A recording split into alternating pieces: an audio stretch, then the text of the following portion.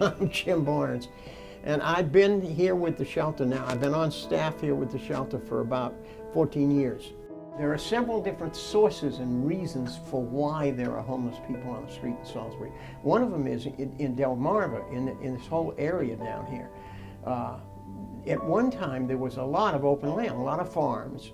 So folks with limited incomes and limited education, and folks who could survive and have a trailer and be on a piece of land that costs very little money and survive on duck hunting in the fall and fishing in the summer and that kind of thing, and growing a little food of their own in the ground, and they could get by fine.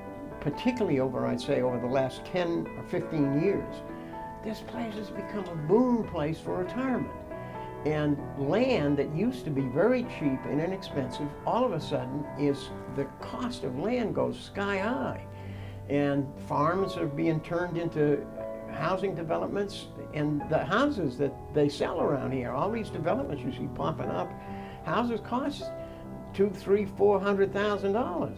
Well, folks with low and limited incomes can't afford that kind of stuff. So folks, ordinary folks who 20, 30, 50 years ago would have been able to get through a crisis and a hard time and come out on the other end okay, don't have the support they need. So what do when they run into a crisis and they're really hurting?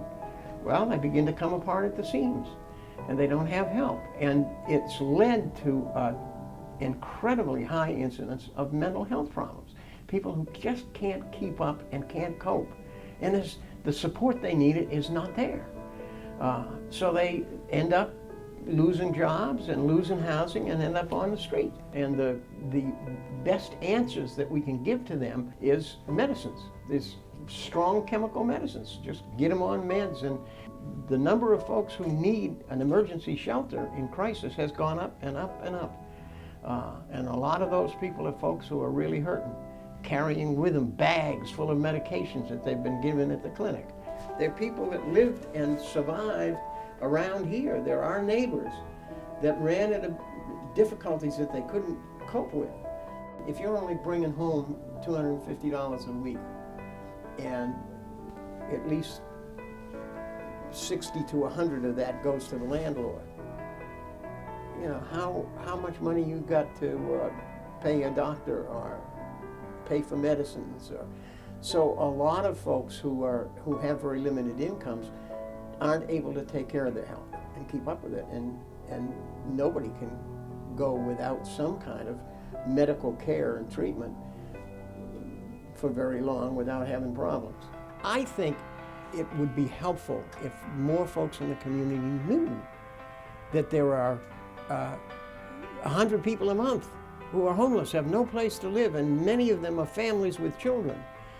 And I think most people in the community don't know. They just aren't aware of the struggles that are in people's lives. If that was a little more visible to folks out there who don't care, why that might change things.